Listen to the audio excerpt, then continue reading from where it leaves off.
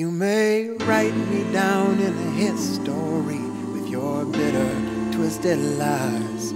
You may trod me down in the very dirt, and still like the dust I'll rise. I never thought, in my wildest dreams, I never thought I would go to jail, let alone prison. I never thought I would do any of that. I never thought that I would end up on the flip side of drugs. I never thought I would end up on the flip side of anything. Coming up, I never thought about my life like that. I remember that day when in the court, when I got sentencing, when the judge, I took the plea bargain, when the judge slammed the thing like, okay, you have 10 years sentencing, and I was like, and then I asked my attorney what year, and then after that, then they did the calculation, they tell me like 2006. I was completely defeated almost. I'm in a new world. I had never been to a trial like that. I didn't know what was going on. I was 20, and I ended up serving 9.5 years. When I was first got arrested, I remember it's like, I always, in the 850 Bryan, they have this window that small that you can fit your head like this big. And that's all I did is I stared at the window from day to night. And I stared at that for like a year and a half. And in that window, I'm crying. I'm just missing my family. I'm missing like what I've been having. I was really afraid. I mean, everybody in there seemed like monsters and giants to me. It definitely matured me. I actually became a man in prison. I mean, I was a kid when I left. I left at 20, and by the time I paroled, it was 2 months before my 30th birthday. I had to do all that in there. Bowed head and lowered eyes, shoulders falling down like teardrops. The way that the prison empire is today, there's just too many people for each person. There's not enough parole officers. Parole officers doesn't do anything for you.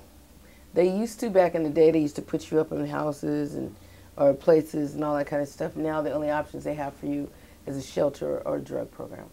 I don't think the California prison system does much at all to prepare a person for release. I think that's something that happens internally. Their specific design is warehousing and holding. I'll rise, rise, rise.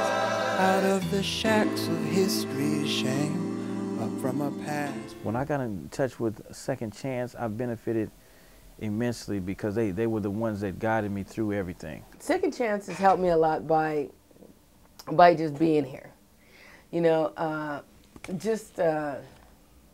Just knowing that there was an open door for me. You know what I'm saying? That there was some place for a person like me. You know what I mean? Just knowing that there were people like me that I could go to on campus, that's what brought me through. I knew if they could get it, I could get it. The Second Chance program did for me a lot. It's like, besides I'm working right now as a peer advisor, is they support me, especially like Mr. Charles Morse and James McCarty and everybody in here.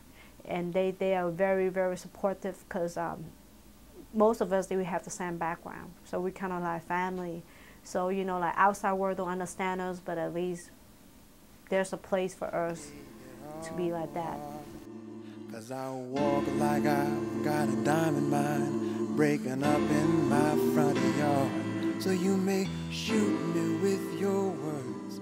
You may cut me. We help people that are coming out of prison or out of county jails or just been out there, even if they're homeless or whatever.